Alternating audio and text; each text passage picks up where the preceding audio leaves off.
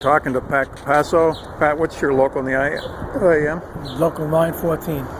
And why did you get involved in the IAM reform campaign? When I was out of high school, I was an IAM member, my first job, and I remember how strong the fighting machinists were back some 35 years ago. And newly being acquired into the IAM now from a Teamsters after a runoff election, I see that they don't have that same fight, and I believe Jay Crunk brings that fight to the table. Aside from that, what other issues do your particular bargaining unit face that motivates you to get involved? We just went through a couple of contracts. One we voted down, and one we voted in, and we voted the second one in. We realized that the leadership was having a very difficult time getting anything better than what we already had.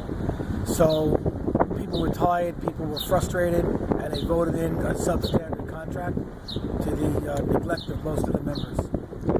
Was that voted in with one vote or two votes? We voted in a second time, but it was very few members got involved in the actual process. Some people voted in for the wrong reasons. I think they were uneducated, and it seems to be almost on purpose.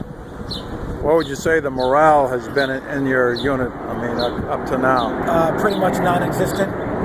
The local lodge meetings are barely make a quorum of 25 when you have almost 3,000 people on the property, which is kind of scary. The leadership is non-existent. Very rarely to see anyone around. International, never. District, on occasion. So you kind of feel like, as a shop steward, you're fighting the battle completely alone. Oh, and I didn't really ask you what your job was. You work for an airline, right? I work for United Airlines as a shop steward. Well, as a ramp service agent. Yeah. And with the IAM, I'm shop steward. Right.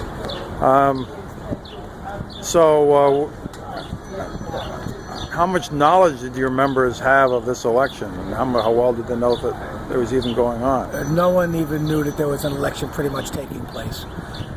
We tried to get the word out as best we can, but trying to speak to other members across the country, we quickly realized that this election process is set up and designed not to have an election.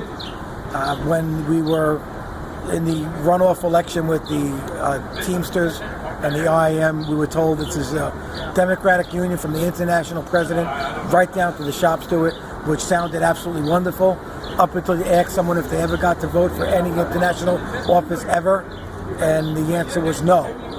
Not knowing or not telling us that the last election in the international was some 52 years ago, and the last presidential election was 125 years ago. So there's pretty much not one person currently working for the IAM that's ever voted in an election for the Grand Lodge. And however this election goes, what are your plans in terms of the future, in terms of the IAM and the issues involving the IAM? I believe there needs to be some serious reforms in the IAM, win, lose, or draw. I think the movement needs to go forward. If Jay wins, when he wins, we need to hold his feet to the fire. If he doesn't win, someone in leadership right now needs to take notice, and the reform movement, I do not believe, will go away.